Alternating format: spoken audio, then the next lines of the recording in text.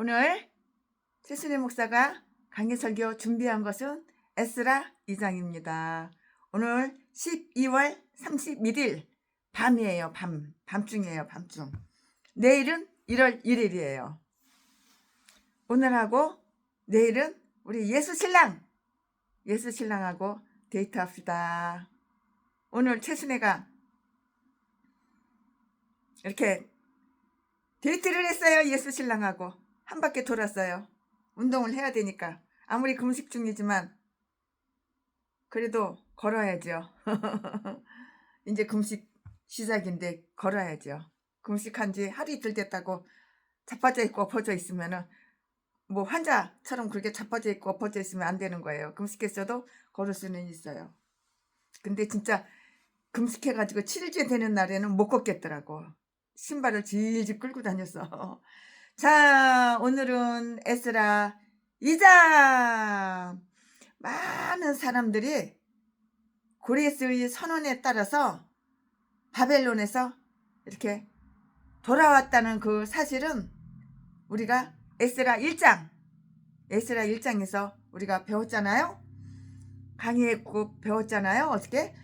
여기에서는 예루살렘으로 돌아온 여러 가족들의 계보가 다 나타나 있어요. 어디에 있어? 1절에 있어요.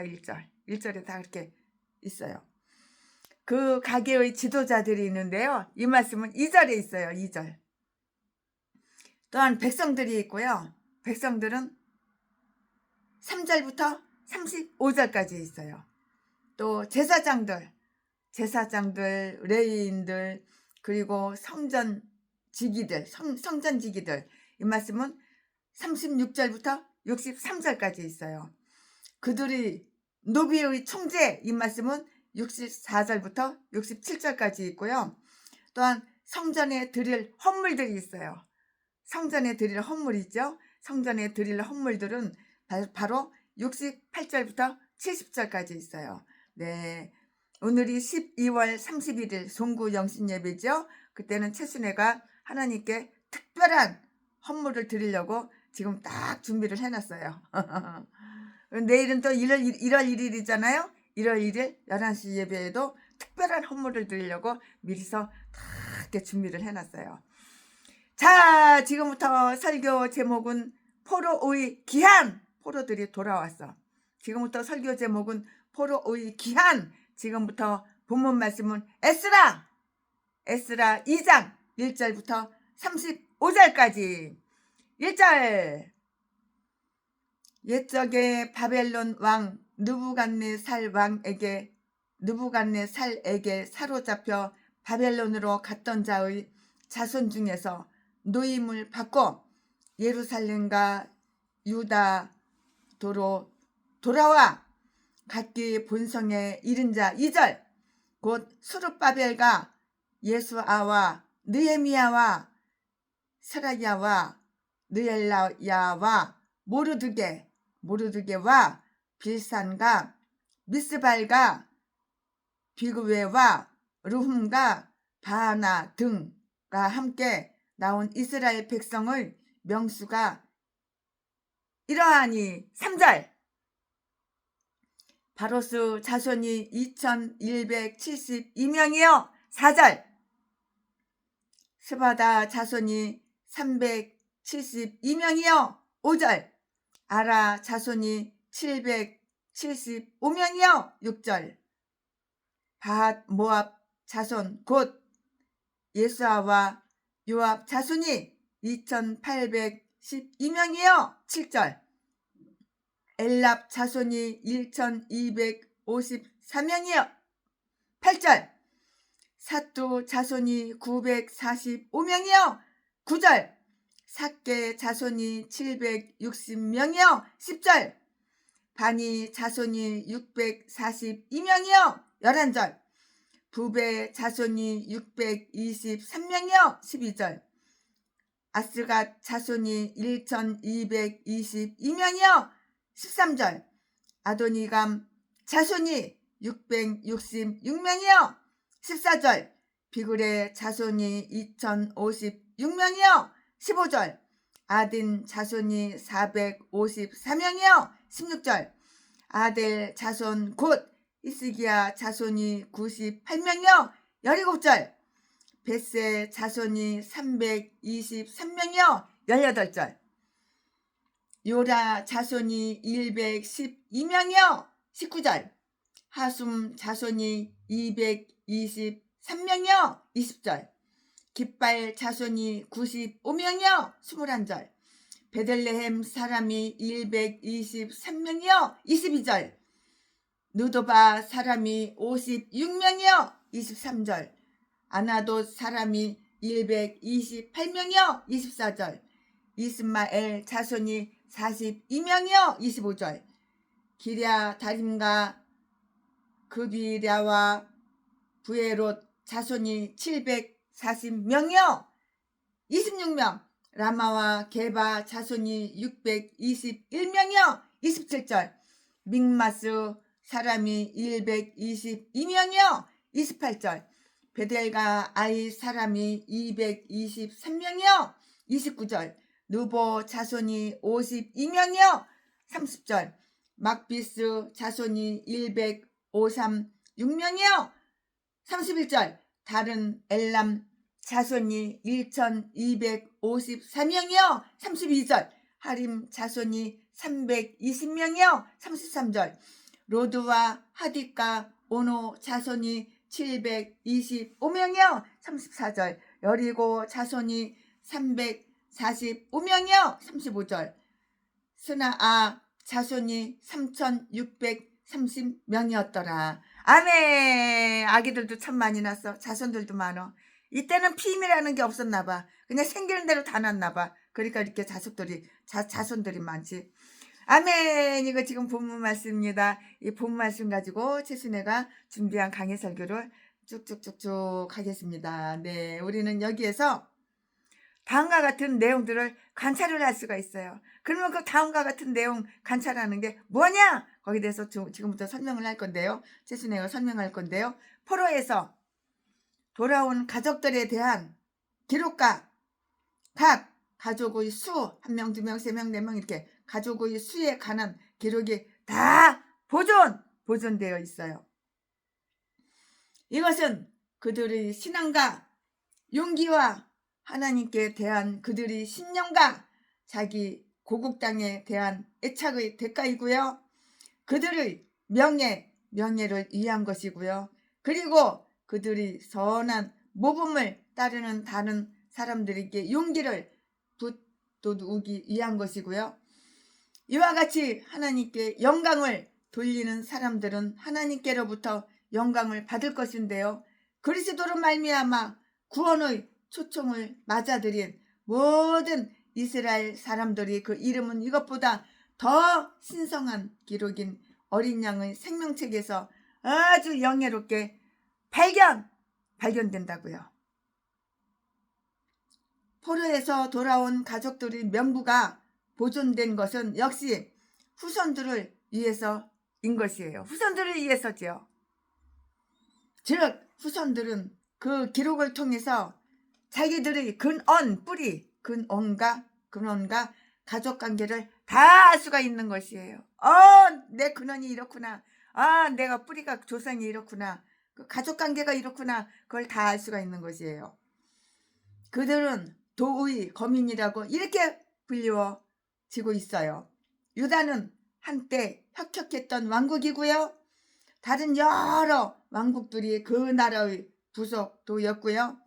그래서 그 부속도들은 유다에 종속되고 의존했었는데요. 그러나 이제 유다 그 자체가 하나의 도가 되어서 바사왕으로부터 법률과 직권을 위임받게 되었고요. 바사왕에게 이렇게 의존하게 되었다고요. 의 민족을 존귀케 하나 죄는 민족을 왜소하게 만들고요. 아주 비참하게 한다는 것을 이렇게 깨닫는 것이에요. 깨달아야 되는 거야. 내 스스로 깨달아야 되는 거야. 누가 가르쳐주면 자존심 상한다고 안 듣잖아. 안 들어 처먹잖아. 그러니까 내가 나를 깨달아야 하는 거야. 그러나 이와 같이 그들이 종이 됨으로써 약속으로는 자기들의 자기들이 그 땅이었던 곳에서 나그네 노릇을 한 그 족장들처럼 더 좋은 나라, 아주 더 좋은 나라, 사라져 버릴 수가 없고요. 한 부속도가 될 수 없는 거룩한 나라, 히브리서 11장 16절 말씀에 이렇게 회상하게 되었어요.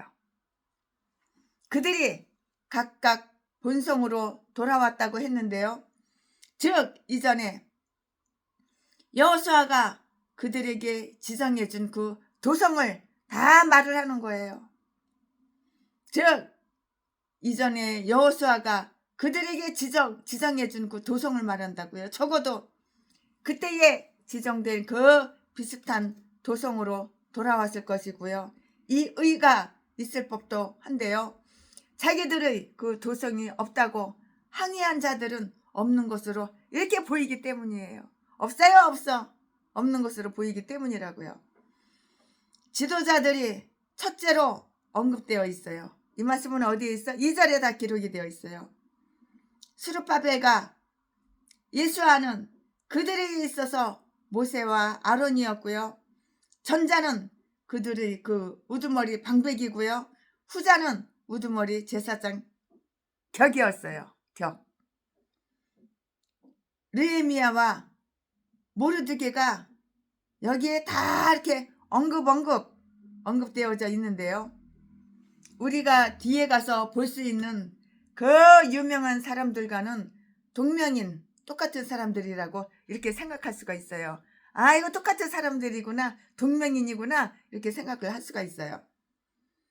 그러나 아마도 동일한 사람이었으나 후에 자기들이 나라를 섬기기 위해서 궁정으로 되돌아갔을지는 그거는 잘 모르겠어요. 궁정으로 되돌아갔을 것이다, 이런 생각도 좀 들어요. 여기에 기록된 가족들 중에서 어떤 가족의 숫자는 느헤미야 실장의 기록과 조금 다소 많게 적게 이렇게 차이가 좀 있는데요. 예레미야 7장에서도 이 목록이 반복되어져 있는데요.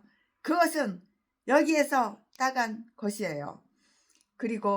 그래서 이렇게 처음에 기록된 자들의 이름 중에 어떤 것은 나중에 가서 빠졌을 것이다, 이렇게 생각이 들어요.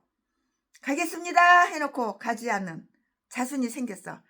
말로는 제가 가겠습니다, 제가 갈게요, 이렇게 해놓고서 안 가.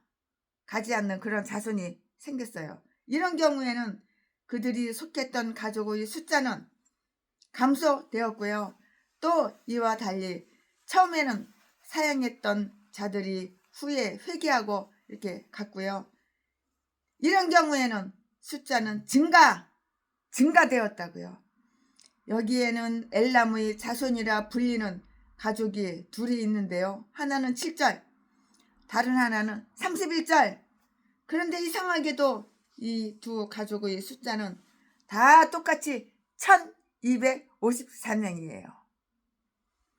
높으신 주라는 그 뜻의 이름인 아도니 감의 자손은 바로 짐승의 숫자인 666명이에요. 짐승의 숫자하고 똑같아요. 가족의 숫자가 666명인데 짐승의 숫자도 666명이잖아요. 666이잖아요. 이 말씀은 요한계시록 13장 18절에 나와 있어요.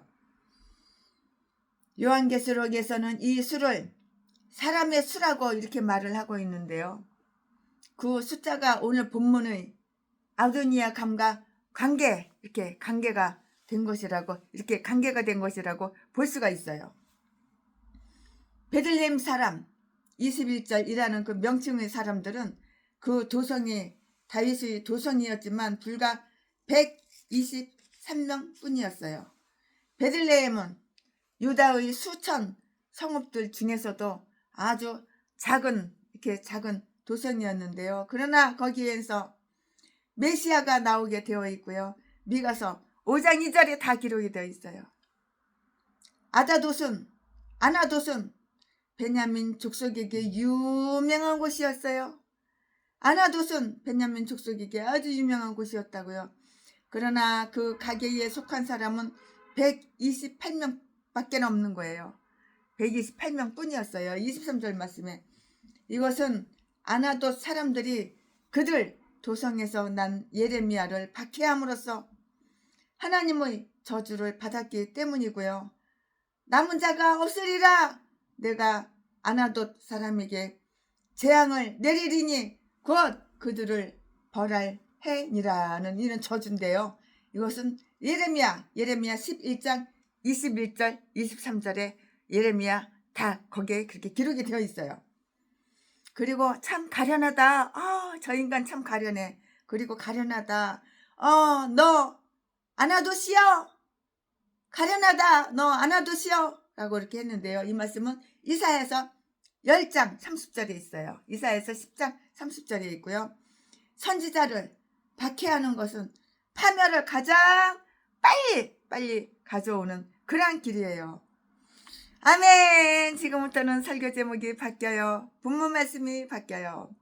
지금부터 설교 제목은 돌아온 제사장들과 레위인들.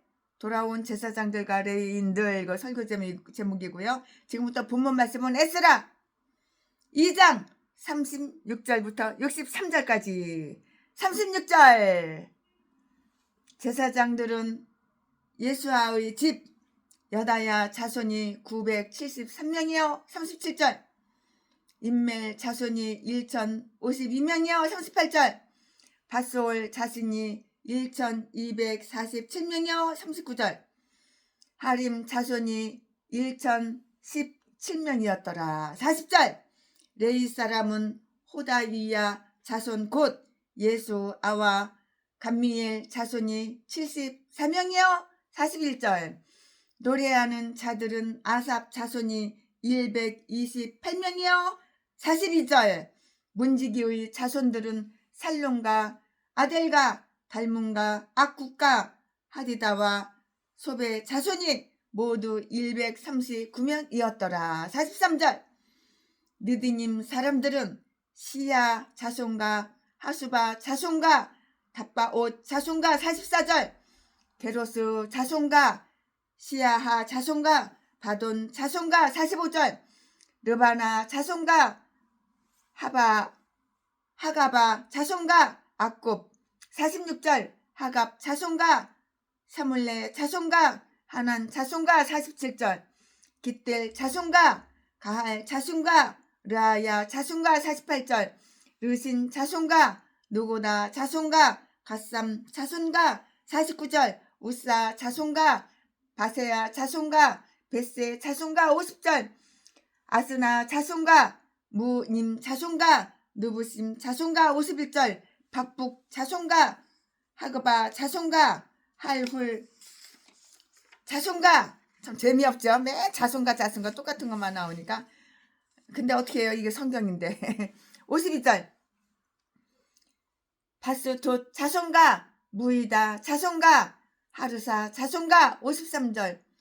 바르고스 자손과 시스라 자손과 데마 자손과 54절.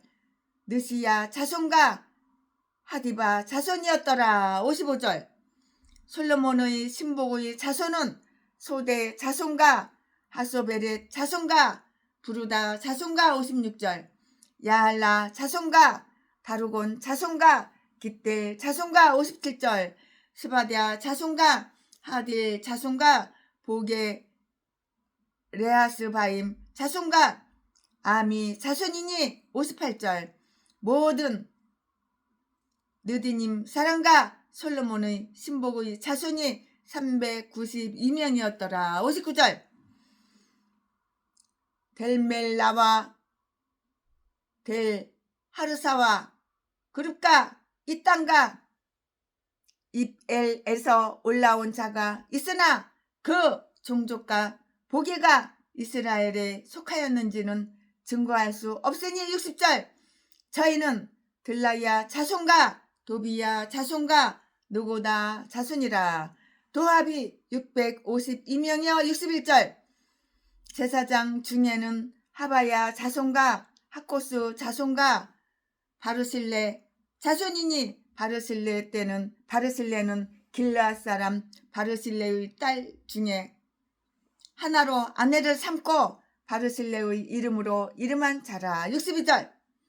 이 사람들이 보게 중에서 자기 이름을 찾아도 얻지 못하고로 저희를 부정하게 여겨 제사장의 신분을 행치 못하게 하고 63절 방백이 저희에게 명하여 우림과 둠빔을 가진 제사장이 일어나기 전에는 지성물을 먹지 말라 하였느니라. 아멘. 예, 이거 오늘 본문 말씀입니다. 이 본문 말씀 가지고 또 이어서 강의 설교를 계속 이어서 하도록 하겠습니다. 근데 여기에는 다음과 같은 내용이 다 설명이 이렇게 되어 있어요. 그럼 무슨 설명일까요? 지금 또 최순애가 또 거기에 대해서 말씀을 드릴 건데요. 돌아온 커밍 돌아온 제사장들에 대한 그러한 스토리예요. 그러한 이야기예요. 그들의 수가 아주 현저하게 눈에 띄게 눈에 보이게 현저하게 많았어요. 귀한 자 돌아온 자 귀한 자 전체의 약 10분의 1이나 돼요. 많죠? 전체 수가 42,000명 정도인데요. 64절 말씀에 제사장 가족 수가 4,200명이 넘고 있고요. 36절부터 39절이에요. 이 수는 하나님의 모신 열 중에 하나, 즉 축복된 바울이고요. 여기에 기록된 제사장들 가족들 중에서 세 가족은 그 반열의 우두머리였는데요. 역대상 24장 7절, 8절, 14절에 다 기록이 되어 있어요. 네 번째 가족이 바스홀리였어요. 이 말씀은 38절에 있고요. 이들이 예레미야를 엄청나게 예레미야를 학대했죠. 깔보고 우습게 알고 이렇게 학대한 거야. 이들이 예레미야를 학대한 바스홀 예레미야 20장 1절 그의 후손이라면 그렇게 악한 사람이 이렇게 선한 씨를 얻고 그 수도 많아졌다는 것은 좀 아이러네요. 좀 이상하다고요. 스트레인지 이상하다고요. 레위 사람들에 대한 이야기가 또 있어요. 나는 최순애 목사는 개인적으로 이렇게 이들의 수가 적음에 대해서 참 이상하게 생각하지 않을 수가 좀 없는데요. 좀 이상하다 이런 생각이 드는데요. 노래하는 자들과 문지기들을 합쳐서 350명도 되지가 못했는데요. 이 말씀은 40절부터 42절에 기록이 되어 있어요.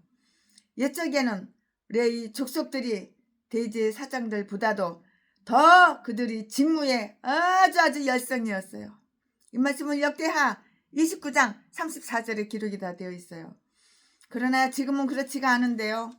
경건한 열심을 가졌다는 그 평판은 시대와 그 사람에 따라서 똑같지가 않고 이렇게 달라질 수는 있는 거예요. 다르죠.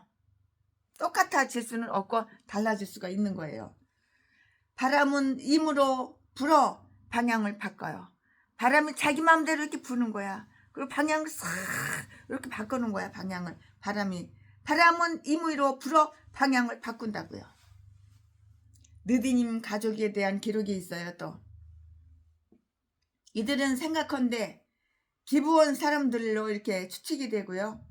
기브온 사람들은 처음에 여호수아에 의해서 여호수아 9장 27절 말씀에 생명이 이름의 뜻대로 주어졌고요. 그 이후에는 사울에게 추방되었다가 다시 다윗이 하나님의 전을 섬기는 레위 사람들에게 이렇게 붙여서 나무 베는 자와 물 깃는 자로 이렇게 삼았던 자들이고요. 그리고 솔로몬은 자기의 종들과 그들이 같이 일하게 하였으며 외관상으로는 유대인 사람인지 이방 사람인지 나타나 있지가 않아요. 외관상으로는 그래요. 여기에서는 성전 하속들 중에 들어있고요. 느디님 사람이란 명칭으로 계수되어 있는데요. 55절 58절 말씀에 비록 아주 천박한 위치에서 일을 할 망정 하나님의 성전에 하나님의 그 교회에 속해 있다는 것은 좀 명예롭다는 것을 우리는 기억을 해야 하는 거예요. 어떤 사람들은 이스라엘 사람이고요. 또 제사장들로 간주되었으나 그런 영예로운 호칭이 불분명한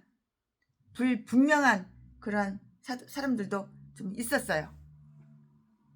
자칭 야곱의 자손이라고 이렇게 말을 해요. 아, 나는 야곱의 자손이야. 아, 나는 야곱의 자손이라니까. 자칭 야곱의 자손이라고 하나 이스라엘인임을 입증할 수가 없었어요. 증명할 수가 없어. 너가 야곱의 자손이야? 증명을 해봐. 증거가 있어야지.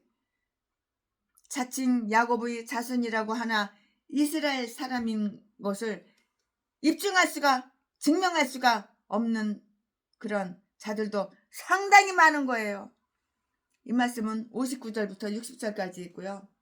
그러나 그런 자들이 자기의 가문을 밝힐 수는 없었지만 하나님의 성전과 그 백성에 대한 애착은 가지고 있었으므로 그들도 예루살렘에까지 올라가고자 했던 것이고요. 이들은 참으로 유다의 근원에서 나온 이사야서 48장 참 이스라엘의 씨들이었지만 그물의 맛을 잃어버린 그런 자들을 아주 쪽팔리게 창피하게 부끄럽게 만들었다고요.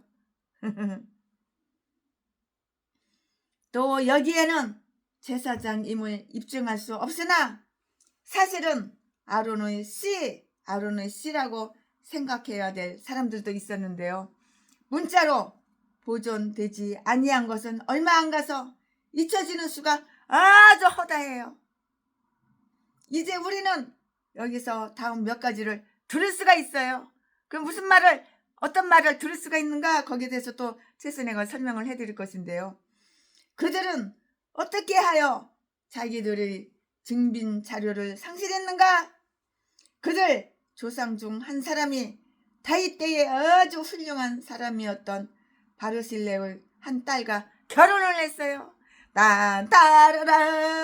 따라란 이렇게 결혼을 했다고요. 그래서 그는 이 훌륭한 가문과의 결연을 자랑하는 거예요. 아, 내가 가문이 대단해. 나 대단한 가문에 시집을 갔어. 장가를 갔어. 이렇게 이 훌륭한 가문과의 결연을 자랑했다고요. 결연 연결이 됐다고. 결혼으로 연결이 됐다고. 이걸 자랑했다고요.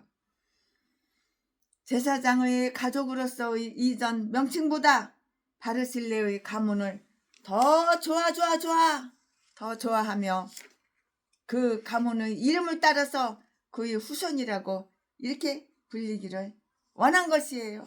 좋은 가문에.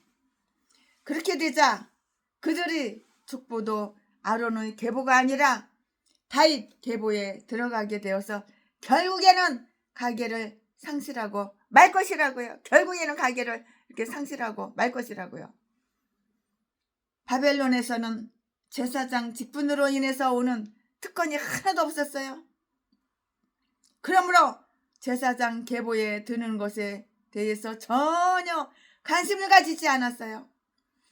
자기들의 사역직이나 사역자와 자기들과의 인적 관계가 자기 자신을 경멸한다고 생각하는 사람들은 내가 나의 직무를 존귀케 하리라고 이렇게 말씀하신 분이 누구인지를 모르는 거예요. 모르는 거라고요. 그들이 그 결과로 잃어버린 것이 그게 무엇이냐? 그들이 그 결과로 잃은 것이 무엇인가? 그래서 캐스마크가 들어가죠. 그들은 자기들의 제사장 직임을 증거할 수 없게 되자 제사장이 될 수 없었다고 이렇게 제사장 직위에서 쫓겨나며 제사장 직분을 모독한 자로 이렇게 여겨졌어요. 이제 제사장들은 자기들의 권리를 회복했고요. 제단도 다시 섰으므로 점차 본래의 직위가 회복될 터이었는데요. 그러나 이들은 천부의 권리를 인간적인 영광과 이렇게 바꾸었고요. 그러므로 이들은 마땅히 그 직위에서 쫓겨나고 지성물 먹는 것이 금지되어야 한다고요. 그리스도는 당신을 부끄럽게 여기며 당신을 섬기는 일을 부끄럽게 여기는 자들을 부끄럽게 하실 것인데요. 그들의 제사장 직분을 몰수한 사람은 누구였어? 총독이었어요. 총독. 현재의 총독 스룹바벨이라고 이렇게 생각을 하고 있는데요. 다른 사람들은 느헤미야였다고 이렇게 생각하는 사람도 있어요. 성경을 찾아보니까는. 느헤미야 8장 9절 10절, 느헤미야 8장 9절에도 그렇게 써 있고요. 또한 느헤미야 10장 1절에는 그를 총독이라고 했는데요. 그리고 그가 몇 년 후에 돌아와서 이 명령을 전한 것으로 이렇게 되어 있어요. 성경을 읽어보면 그렇게 되어 있어요. 그러니까 성경을 잘 읽어봐야 돼요. 그러나 이러한 금령은, 금주된 명령, 그러나 이러한 금령은 절대적인 것은 아니었는데요. 이것은 다만 일시적인 정지에 불과했고요. 이 문제에 있어서 하나님의 뜻을 알아볼 수 있는 우림, 둠빔, 우림과 둠빔을 가진 대제사장이 나올 때까지일 뿐이고요. 그런 때가 오기를 바랬던 것이에요. 그런 때가 언제 오지? 언제 오지? 그럴 때가 오기를 바랬던 것이라고요.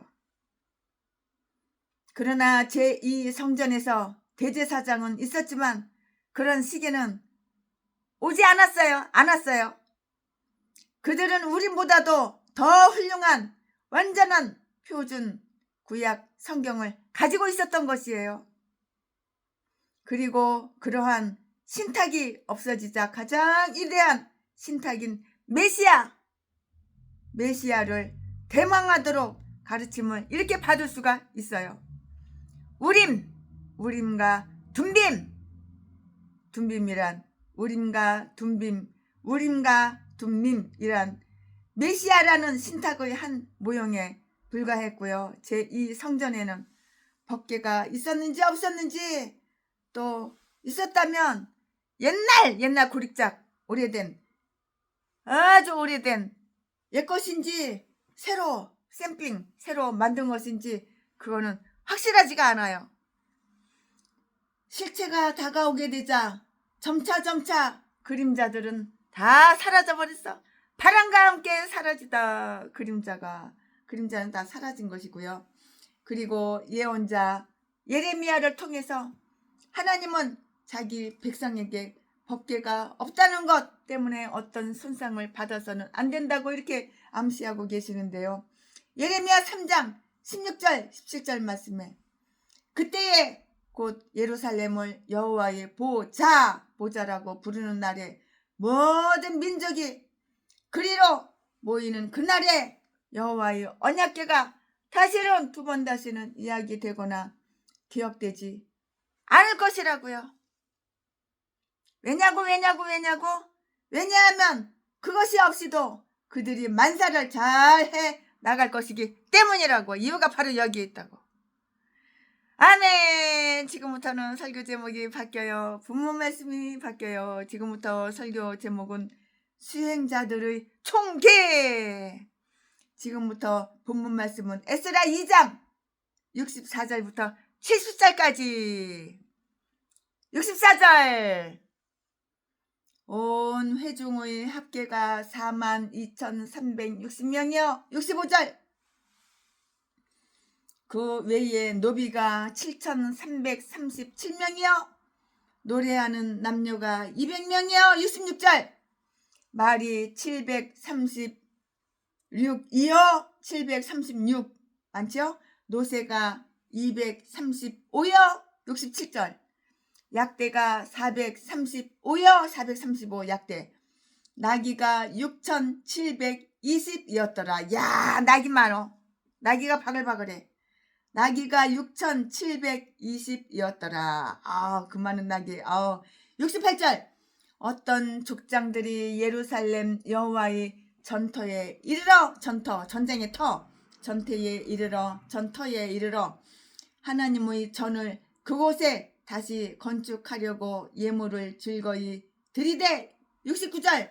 영양대로 역사하는 곳간에 드리니 금이 6만 1천 다리기요 은이 5만 만에요. 제사장의 옷이 100벌이었더라. 70절. 이에 제사장들과 레위 사람들과 백성 몇가 노래하는 자들과 문지기들과 느디님 사람들이 그 본성들에 거하고 이스라엘 무리도 그 본성들에 거하였더라. 아멘. 예, 이거 오늘 본문 말씀입니다.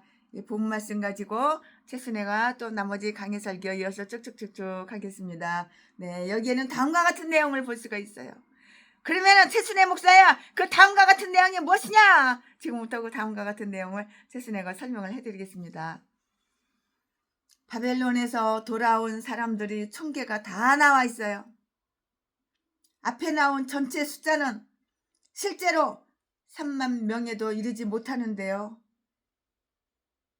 29,818명이었고요. 그러므로 그들의 계수에 들어오지 못한 자가 12,000명 이상이었어요. 이들은 아마도 다른 이스라엘 족속, 즉 유다 족속과 베냐민 족속 이외의 사람들로서 그들의 가족이나 그들이 속했던 성읍을 아주 구체적으로 말할 수 없는 이스라엘 사람들이었다고요. 이 숫자는 느부갓네살이 바벨론으로 사로잡아간 그 숫자의 2배, 더블 2배가 넘어요. 많지요? 이것을 볼 때 애굽에서와 똑같이 고난의 때가 그들의 수요가 증가하는 그런 때였어요. 그런 때. 그 민족의 출발은 아주 조금이에요. 극소수예요. 그 민족의 출발은 극소수라고요. 아주 작죠? 그러나 그들의 열조에게 주어진 약속으로 말미암아 그 이후에 거의 500년이 지나갔어요. 500년이 지나서 로마에 의해서 최후로 멸망받기 전에는 대단히 큰 숫자의 백성이 되었고요. 하나님께서 생육하고 번성하라 생기는 거 다 나.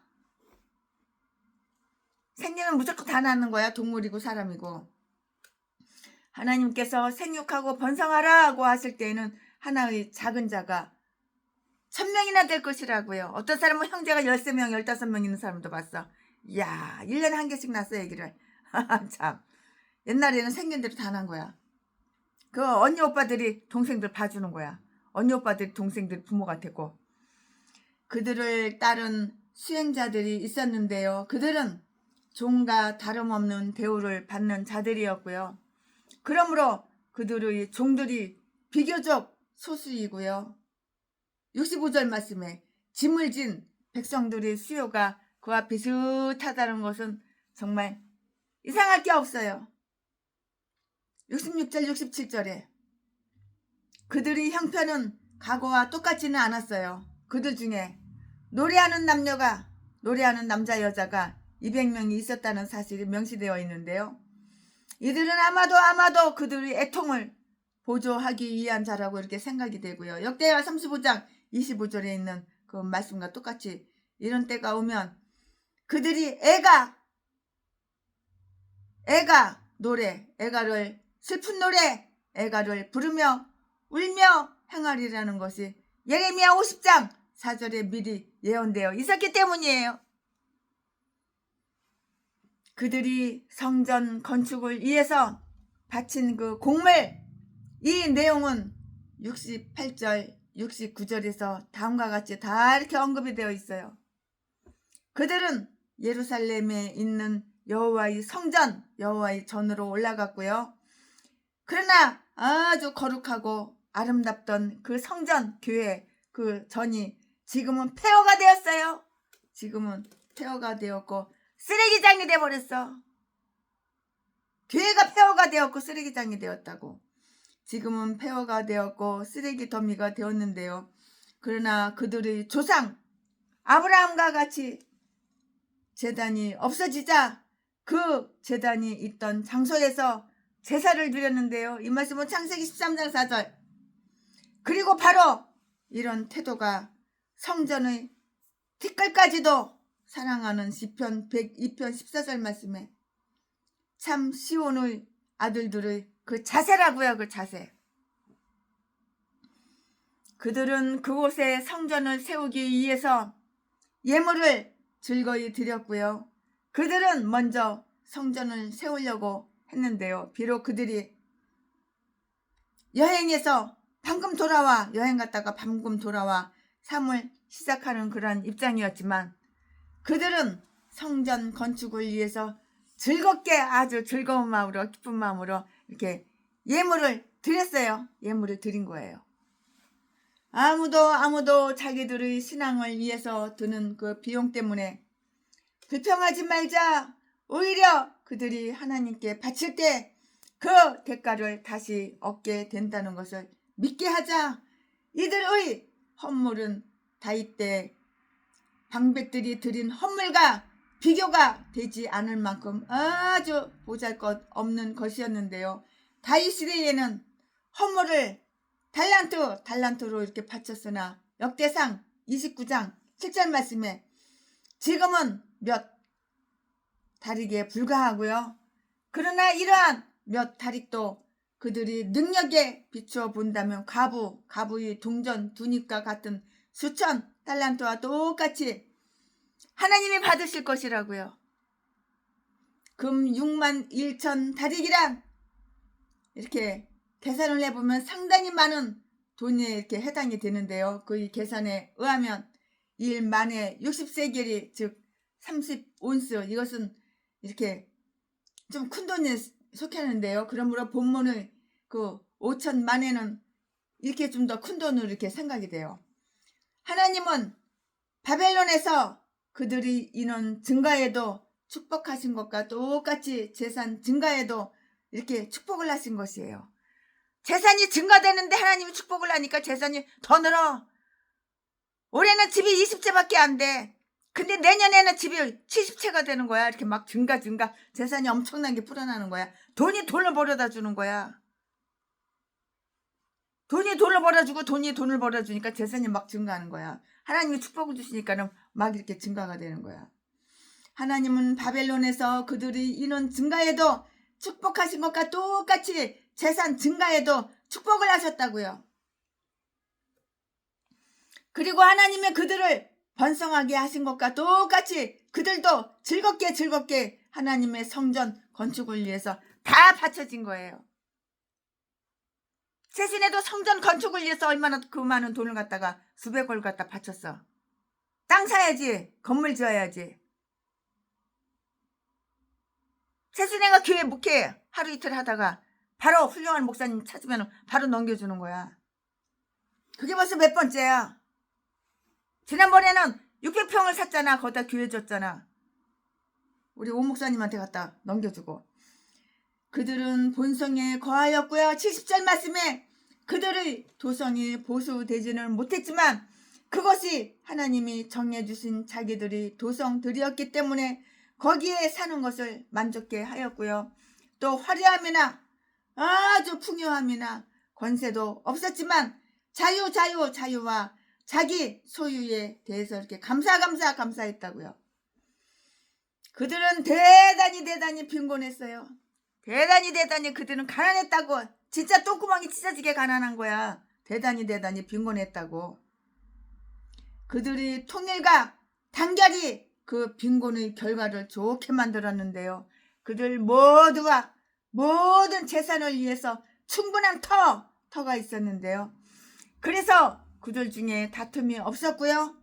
오히려 완전 조화만이 있었는데 이것은 그들의 안정을 말해주는 좋은 전조였고요. 그와 마찬가지로 후대에 가서 그들이 서로 불화했을 때는 그 불화가 파멸의 전조가 되었다고, 파멸의 전조가 되었던 것이라고. 아멘. 오늘 최순애 목사가 에스라 2장 강해설교 준비한 것은 여기까지가 끝입니다. 오늘도 무리변에서 포도주가 되어봅시다. 예수님이 말씀하시니 물이 변하여 포도주 됐네. 예수님이 말씀하시니 물이 변하여 포도주 됐네. 예수님 나에게도 말씀하셔서 새롭게 새롭게 변화시켜 주소서. 아멘 아멘 아멘. 예수님이 말씀하시니 바디메오가 눈을 떴다네. 예수님이 말씀하시니 바디메오가 눈을 떴다네. 예수님 나나나나 최순애에게도 나에게도 각자 여러분 각자 노래 각자 자기 이름 부르면 돼요. 말씀하셔서 새롭게 변화시켜 주소서. 변화되는 것이 축복이야. 악한 생각이 선한 생각으로 변화되고, 짠순이 짠돌이가 쓸 거 다 쓰고 넉넉하게 이렇게 그런 것도 변화되고. 3절 예수님이 말씀하시니 죽은 나사로가 살아났다네. 예수님이 말씀하시니 죽은 나사로가 살아났다네. 예수님 나나나나 나에게도 말씀하셔서 새롭게 변화시켜 주소서. 아멘 아멘. 4절 예수님이 말씀하시니 거친 바다가 잔잔해졌네. 예수님이 말씀하시니 거친 바다가 잔잔해졌네. 예수님 나에게도 말씀하셔서 새롭게 변화시켜 주소서. 아멘 아멘. 예, 최순애 목사가 에스라 2장 강해설교 준비한 것은 여기까지가 끝입니다. 사랑합니다. 오늘은 12월 31일 밤중이에요. 깜깜해요. 내일은 1월 1일 최순애는 예수 신랑하고 데이트를 해요. 오늘도 행복한 데이트를 했어요. 예수 신랑과 함께 바닷가에서 바닷가를 거느리며 오늘도 내일도 12월 30일에 송구 영신 예배 드리고요. 내일 1월 1일 새벽 예배 당연히 드리고요. 11시 예배 드리고요. 또 예수님과 데이트하려고 합니다. 사랑합니다.